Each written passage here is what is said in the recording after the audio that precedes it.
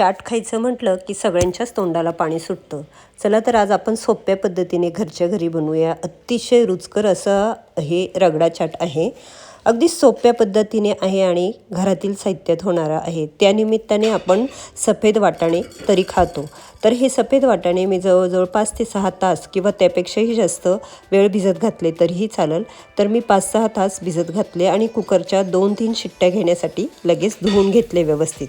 हे बघा आता मी स्वच्छ धुतलेले आहे। अगदी सफेद आहे बरं का, पण ते भिजवल्यामुळे जरा पिवळसर झाले।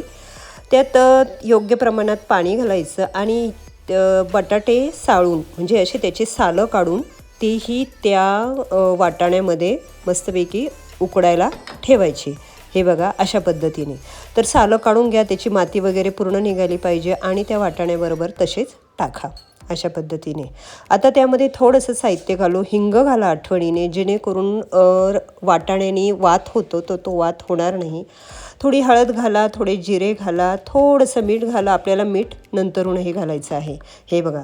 तर नमस्कार मैत्रिणींनो, कुक हॅपी होममध्ये मी सीमा तुमचं खूप खूप स्वागत करते। मस्त असे आपला वाटाणे आणि बटाटे छान असे शिजलेले आहे। आता आपण ते स्मॅश करून घेऊ। इथे बटाटे चांगले असे कुस्करून घ्या आणि जर तुम्हाला वाटाणे थोडेसे अख्खे तसेच ठेवायचे असेल तर ठेवू शकता, कारण कोणाकोणाला थोडेसे अख्खेही तसेच आवडतात आणि कोणाकोणाला असं थोडंसं मिक्स थोडे बारीक केलेले थोडे जाड आवडतात। त्याला थोडं गरम पाणी घाला, आवडीनुसार लाल तिखट, हळद किंचित, आठवणीने चाट मसाला घाला आणि हिरवी मिरची आणि लसणाची अशी पेस्ट घाला आणि तुम्हाला आठवणीने सांगते की गरम पाणी घाला। हे बघा अशा पद्धतीने। मीठ अगोदर घातलं होतं त्यामुळे प्रमाणात मीठ घाला, कोथिंबीर घाला, किसलेलं आलं घाला, मस्त उकळायला ठेवा।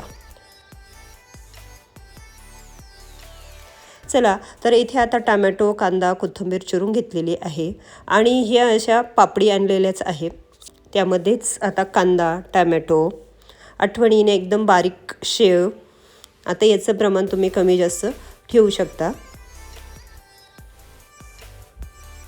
त्यावरच आता तो रगडा टाका। मस्त असा वास येऊ राहिला रगड्याचा, म्हणजे तसंच वाटीभर प्यावं असं झालेलं आहे।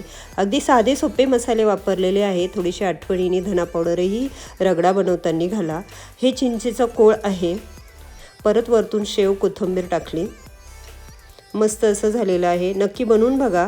थोडासा गुळाचा खडाही रगड्यात घातला ती छान होतो, तर नक्की बनवून बघा। मला तर फार आवडलेले आहे। एकतर तशा पद्धतीने आम्ही सर्व करतो किंवा मग डायरेक्ट असं मस्त चुरून त्यामध्ये रगडा वगैरे टाकून खातो। जवळजवळ असं समजा की 15 दिवसात 2 ते 3 वेळा आमच्याकडे होतंच। सर्वांना आवडतं आणि पोट भरून सर्वजण खातात। अगदी जेवणाची सुद्धा गरज पडत नाही। तर मैत्रिणींना कशी वाटली ही रेसिपी नक्की सांगा आणि पुढची रेसिपी तुम्हाला कुठली आवडेल बघायला तेही सांगा। माझ्या पद्धतीने मी बनवून बघेल आणि तुम्ही कसं बनवता तेही सांगा, तुम्ही कुठून बघताय तेही सांगा। तेव्हा चांगले चांगले खा, मस्त राहा, माझे व्हिडिओ बघत राहा। आपलं यूट्यूब चॅनल सबस्क्राईब करा, इंस्टाग्राम फेसबुक पेज पण लाईक आणि फॉलो करा आणि रेसिपी नक्की एकदा बनवून आणि खाऊन बघा। तेव्हा